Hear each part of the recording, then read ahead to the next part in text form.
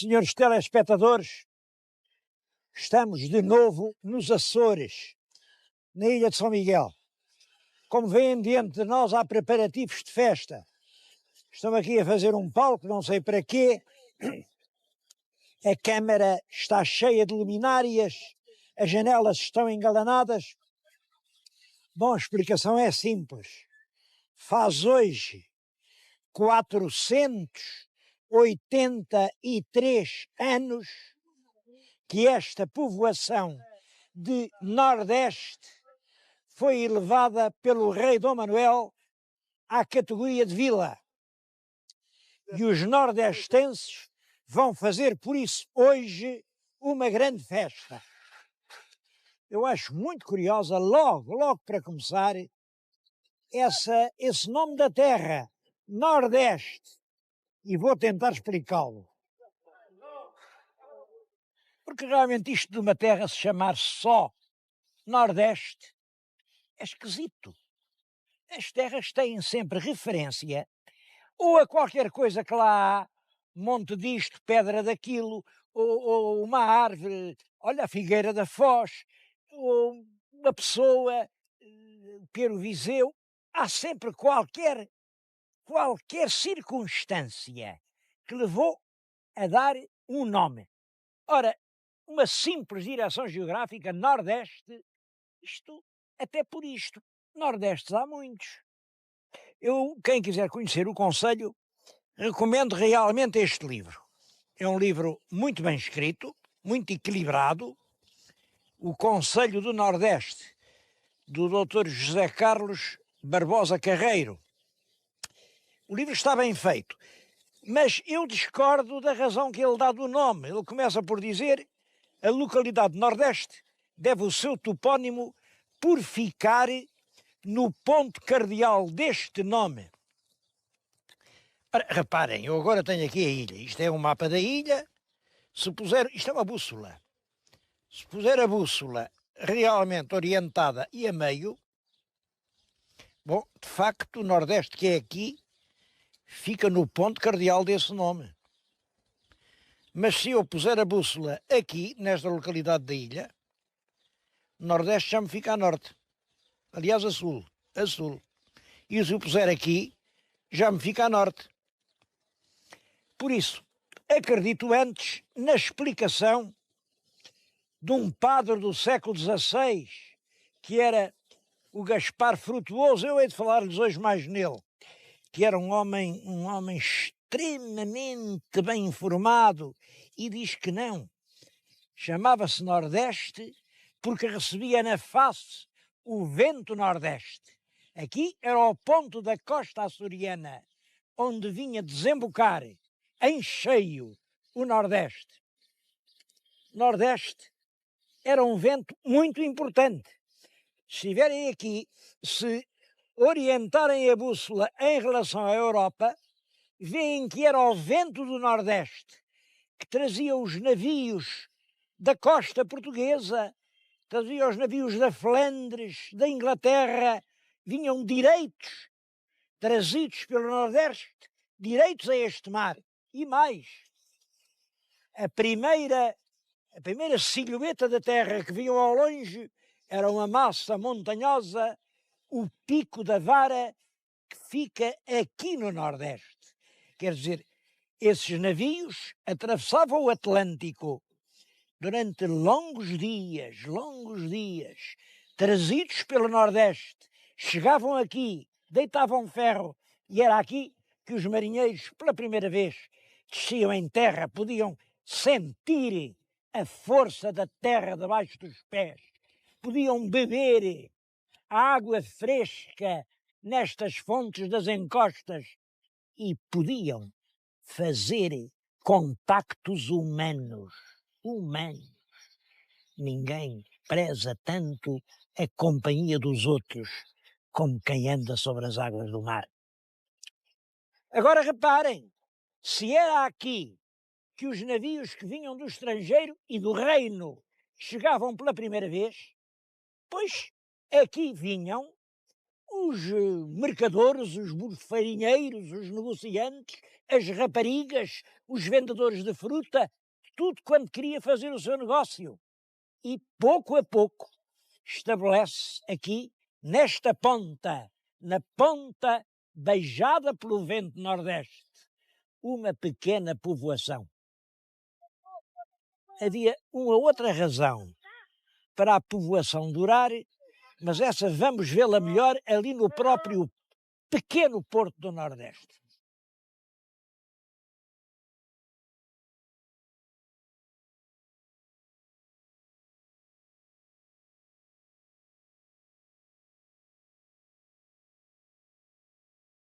O Porto não é muito grande, mas chega para os pescadores.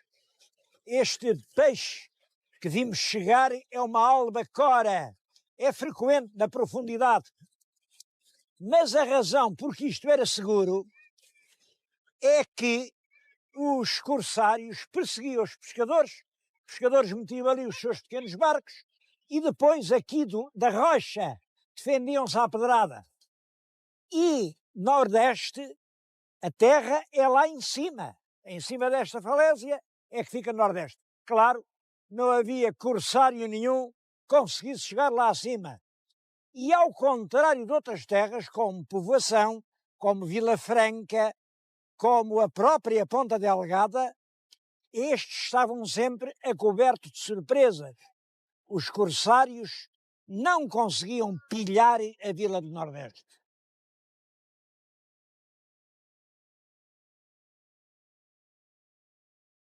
Eu penso que nos primeiros tempos a principal cultura aqui nestes campos do Nordeste era o trigo.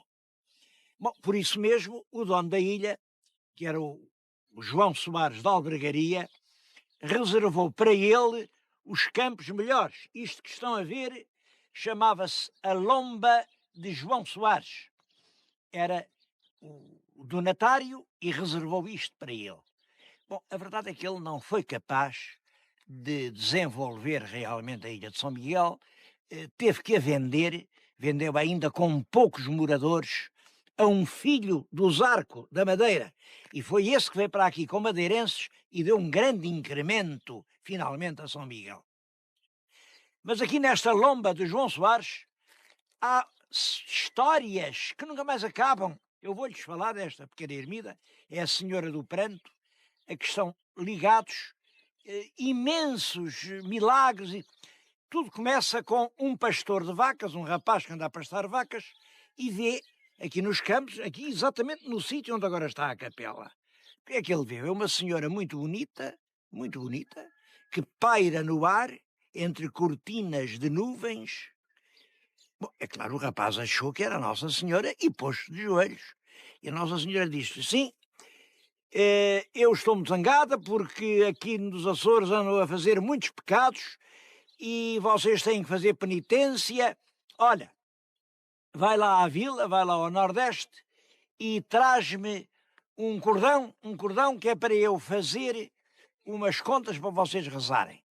O rapaz foi a correr ao Nordeste, lá trouxe o cordão, mas a senhora olhou para o cordão e disse isto: esse não serve porque já rezou por ele uma mulher pecadora. E deitou-o fora. Então pegou no cordão que o pobre rapaz trazia à cintura, a cingir as calças, e com esse cordão a Nossa Senhora, ela própria, deu os nós, depois entregou o cordão ao rapaz e, claro, esse cordão fez imensos milagres. Outro milagre é o da Catarina Dias, era uma velhota que andava aqui a ajudar às obras, a trazer à cabeça grandes talhas com água. Ela já estava velha e já não podia. E aqui na igreja teve um desabafo. Oh, minha Nossa Senhora, então, se tu és tão santa, por que é que não fazes nascer aqui uma bica d'água? Palavras não eram ditas, no meio da igreja jorra uma fonte abundante que deu para fazer as obras todas. É claro, agora acabaram as obras, acabou a fonte, mas ainda se pode ver o sítio. Bom, mas eu contei-lhes esta história é porque ela liga-se com uma outra coisa. É a tal história da mulher pecadora que já rezou por este cordão. Mas existem aqui no Nordeste outros topónimos muito curiosos e misteriosos. Isto que estão a ver é o leito de uma ribeira a que chamam Ribeira da Mulher. Já tinha este nome, Ribeira da Mulher, no século XVI. E o doutor Gaspar Frutuoso veio cá e perguntou: mas que mulher era essa? Que mulher que deu um nome à ribeira?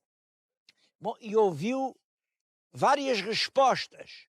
Havia pessoas que lhe diziam: a mulher é um fantasma. Lá naquelas quebradas da ribeira, ou escondida nas grutas, aparece uma mulher. Uma mulher, quando a gente vai, corre após ela foge, e nunca soubemos quem era. Mas o doutor Gaspar Frutuoso dizia: eu sei que mulher era essa. Foi a tal... o meu telespectador, se é atento aos programas, já terá ouvido eu falar nisto, quando fiz aquele programa, já há muito tempo, na povoação. É que era uma mulher, uma fugitiva, que se ligava a um drama nos primeiros tempos do povoamento de Santa Maria. Como sabem, a ilha de Santa Maria foi povoada a partir de 1440 por casais. O Gonçalo Velho levou casais que instalou na ilha. Bom, mas aconteceu que um homem de um casal se apaixonou pela mulher de outro casal. É claro, subjava ao marido, portanto. E o homem, que era homem de duros sentimentos, não esteve com meias medidas. Matou o marido e ficou com a mulher.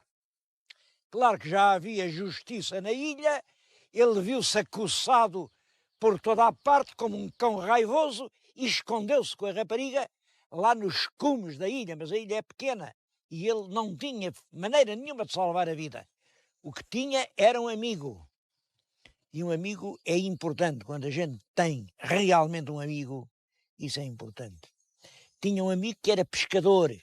Ele era homem do campo, trabalhava lá nas serras e, portanto, não sabia governar um barco. Mas o amigo era pescador. O amigo, para lhe salvar a vida, combinou meterem-se os três num barco, os dois amigos e a companheira, atravessarem essas muitas milhas que separam a ilha de Santa Maria da ilha de São Miguel, que estava deserta, não tinha cá ninguém, e os três desembarcaram ali onde é a ribeira da povoação. Vejam a situação que se cria. Uma ilha deserta com 3 habitantes. E dos 3 habitantes, 2 são homens e uma é mulher.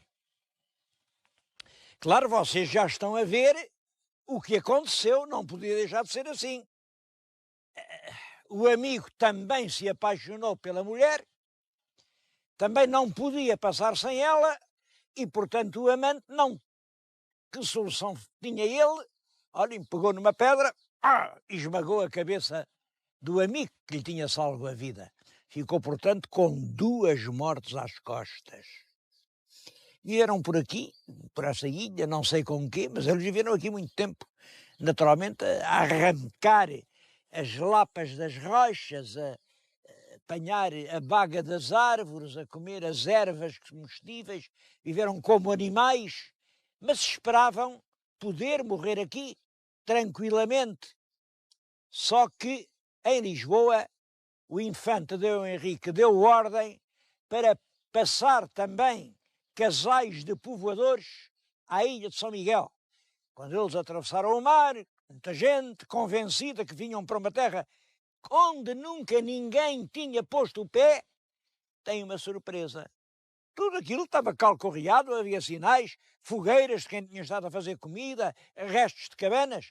Claro, vasculharam a ilha e foram dar, acho que aqui nesta ribeira, com os tais dois foragidos, cozidos de medo, no fundo de uma lapa, escondidos. E a mulher falou e disse: foi ele que matou o meu amigo, foi ele que matou o meu marido. Claro, as justiças não estiveram com bem as medidas. Pegaram no homem e enforcaram-no. É o primeiro executado pela justiça aqui na ilha. Enforcaram-no. E a mulher fugiu. Fugiu e não se soube mais dela. Mas quando os viandantes chegavam às terras e diziam: lá naquela ribeira, na ribeira da mulher, aparece à noite um fantasma que foge. Havia quem se lembrasse. Era a mulher fugitiva, era a mulher que pecou.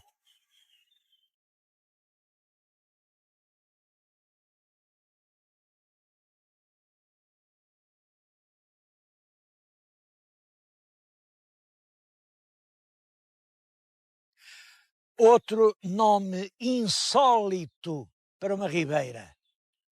Ribeira Déspete que Suas. Bom, já é assim desde os primeiros tempos. O bom padre Gaspar Frutuoso dizia: bom, isto é realmente tão alcantilado, para subir isto a pessoa suava, e naturalmente algum amigo disse ao outro: olha, déspete que suas. Acho pouco.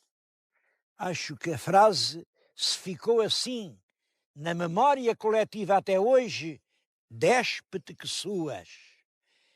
A frase terá sido dita em condições de não esquecer mais.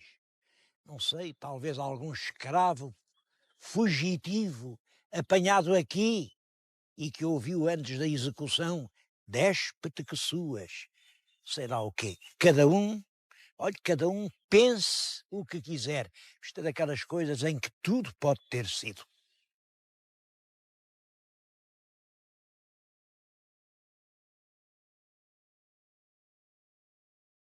Esses episódios dramáticos ocorreram entre 1440 e 1450. Pode-se dizer isto com segurança, porque é nessa década que se dá a primeira tentativa de arroteamento do solo da ilha de São Miguel. Tentativa difícil. Estas terras são terras pouco altas, terras pobres, terras onde só com muito trabalho era possível arrancar algum proveito. E os donos da terra queriam rapidamente trigo. Era carregamento de trigo que saía daqui para ir sustentar as nossas cidades do norte da África. Estes açorianos, durante séculos, produziram trigo e comiam milho. Comiam milho os que encontravam milho para comer. É aqui, e é no século XVI ainda, que se dá uma transformação agrícola que merece ser comentada. Eles não tinham realmente adubos para as terras, começaram no outono a tremoçá-las, quer dizer, semeavam todas estas encostas de tremoço, e era o tremoço que tornava as terras mais férteis para depois, na altura da sementeira, dar o trigo. Como sabem, hoje as grandes searas loiras das colinas açorianas já não são loiras, são verdes, porque já não são searas, são pastos. Passou-se da era do trigo à era pecuária. Hoje a pecuária é uma das grandes riquezas aqui do Nordeste. A agricultura nunca foi muito compensadora, mas a pecuária é.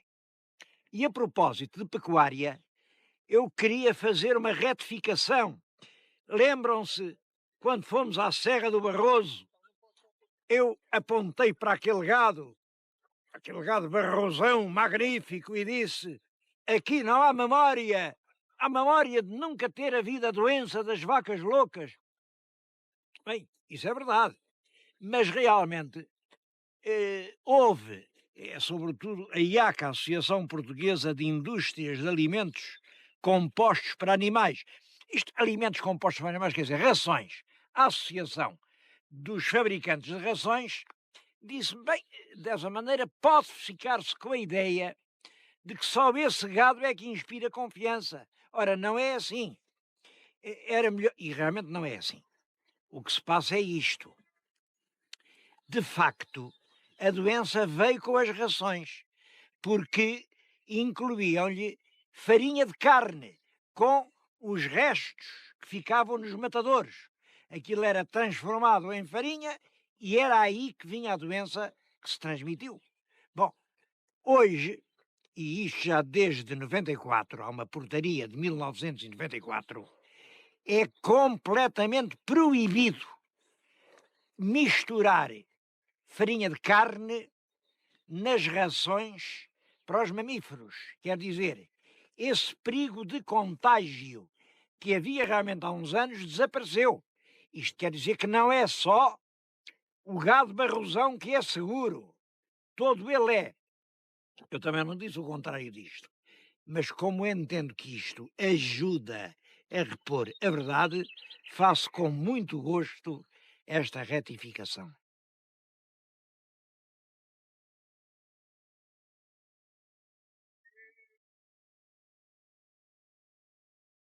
A Vila do Nordeste é das mais antigas vilas da Ilha de São Miguel. Nós conhecemos o documento em que nos diz que em 1514 mandaram pedir ao rei Dom Manuel que os dispensasse lá da Câmara de Vila Franca, que era muito longe daqui a Vila Franca. Eles diziam que eram 7 léguas, por acaso até acho que até é mais. E que a vila já tinha 60 vizinhos. E o rei Dom Manuel disse, sim senhor, vocês podem ser câmara própria, mas põe no fim uma condição, desde que seja verdade 2 coisas. Que realmente já tenham 60 vizinhos e que sejam mais de 7 léguas daí até Vila Franca. Ambas as coisas eram verdadeiras e a Câmara atravessou já quase 5 séculos, tendo conseguido constantemente progredir. E isto através de situações cujo dramatismo às vezes impressiona. O Gaspar Frutuoso chega a contar isto. Houve uma grande erupção vulcânica, provocou depois uma queda, uma chuva de cinzas, mas eram cinzas que eram pedras pobres, diz ele, algumas do grandor de potes. Claro que isso caía em cima dos telhados dos moradores e fazia abater os telhados. Para que isso não acontecesse, os moradores andavam de cima dos seus telhados com pás a deitar todas aquelas cinzas para a rua. Mas é claro, elas acumulavam-se na rua. E a certa altura, na rua, a cinza tinha a própria altura das casas. Então os moradores escavaram galerias dentro da pedra pómos nas ruas para poderem entrar nas suas próprias casas. Apesar disso, a Terra vai constantemente progredindo, como é natural, o principal crescimento verifica-se a partir do século XIX, a partir da era industrial. Eu acho que estão a ver aqui na nossa frente, veem um viaduto com 1, 2, 3, 4, 5, 6, 7 arcos, com grandes arcos. É uma das obras mais importantes da Vila do Nordeste. Foi feito em 1883 para facilitar a entrada na vila. E a construção está ligada a um açoriano muito ilustre. Ele está esquecido, mas vale a pena lembrá-lo. O seu nome era Ernesto Rodolfo Intze Ribeiro. O nome de Intze Ribeiro é um nome que só não está esquecido porque tem um largo em Lisboa, tem ruas em muitas terras do país. A gente diz Índice Ribeiro, mas ninguém sabe quem foi. Bom, no século passado, no liberalismo, havia dois grandes partidos que se iam revezando no poder. Um era o Partido Progressista e outro o Partido Regenerador. Era um pouco como hoje, se a gente falar PSD e PS, dois grandes partidos. Os progressistas eram um pouco mais, num sentido liberal, portanto seriam um centro-esquerda. Os regeneradores, um pouco mais no sentido conservador, um pouco mais à direita. Bom, e estes dois partidos, no fundo, é que governavam o país. Ora um, ora outro. Índice foi um nome importante, porque durante muitos anos foi ele quem dominou inteiramente e dirigiu, como presidente, o Partido Regenerador. Ele tinha nascido aqui em Ponta Delgada, era um rapaz novo, um deputado formado em Coimbra, era um homem com muito aprumo físico, enérgico, inteligente, com um nobilíssimo caráter. Toda a gente prestou homenagens ao caráter do Índice.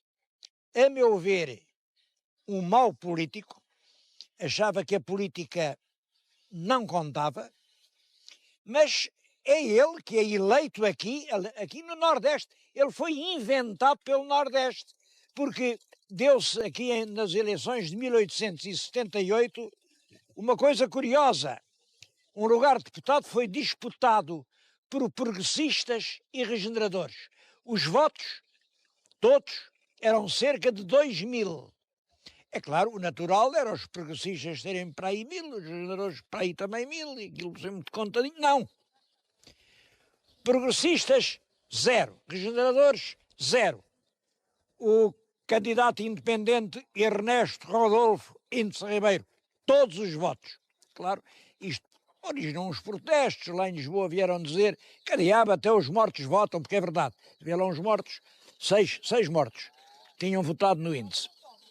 Mas a verdade é esta. De uma maneira ou de outra, toda a gente aqui neste círculo açoriano escolheu Índice. Índice vai para o Parlamento. O Fontes Pereira de Melo gostou imenso do rapaz, porque realmente era inteligente, era decidido, era sério. E pouco depois o Índice era ministro. Primeiro ministro das Obras Públicas. Pasta importante, no tempo do Fontes, claro. As obras públicas era a maneira do país andar para a frente. Mas logo dali passa para a pasta da Fazenda. A Fazenda são as finanças. Eu acho que foi sempre a pasta mais difícil do país. Ou a Fazenda ou a Educação, não sei que diga, porque são pastas em que, faça um homem o que fizer, há sempre meio mundo a dizer mal dele. Mas ele foi ministro da Fazenda e depois foi eleito presidente do Partido Regenerador. Simplesmente é ele o presidente, e presidente do Ministério, naturalmente, muitas vezes, como presidente do maior partido, era presidente do Ministério. Foi ele quem escolheu um rapaz que era um bocado como ele, também enérgico, também autoritário, também mau político, também inteligente, que se chamava João Franco. Bom, e o João Franco entra no Partido Regenerador, mas não se deu bem lá com o líder e faz uma dissidência. Uma dissidência é sair do partido e fazer um partido à parte, um partido para ele. João Franco saiu com 25 deputados regeneradores e fundou um partido dele próprio. Isso origina uma guerra do Índice contra o João Franco e contra os franquistas, e é isso que absorve toda a atividade, tudo quanto o Índice Ribeiro faz na última meia dúzia de anos da vida é tentar derrubar o João Franco. Bem, todos sabem qual foi o resultado. Ele derrubou, foi a monarquia. A monarquia caiu em virtude das lutas internas dos partidos monárquicos. Claro que pôr a política é importante, mas há coisas ainda mais importantes que a política. E acho que foi isso que Índice não entendeu. qualquer maneira, estou aqui a falar-lhes, olhem, os votos que elegeram índice foram naquela igreja, foi ali, foi até de madrugada, foi aí que ele foi eleito. Estou a falar-lhes no lugar onde foi inventado um dos nomes mais prestigiosos da política portuguesa dos fins da monarquia. Não tenho mais tempo para lhes falar da história do Nordeste, mas só queria dizer-lhes isto. É perfeitamente legítimo que um povo com esta história de trabalho, de pertinácia, de energia, de coragem, de aprumo, tenha orgulho quando o seu conselho faz 483 anos. Eu, por mim, não escondo, foi com maior alegria que assisti a essa festa.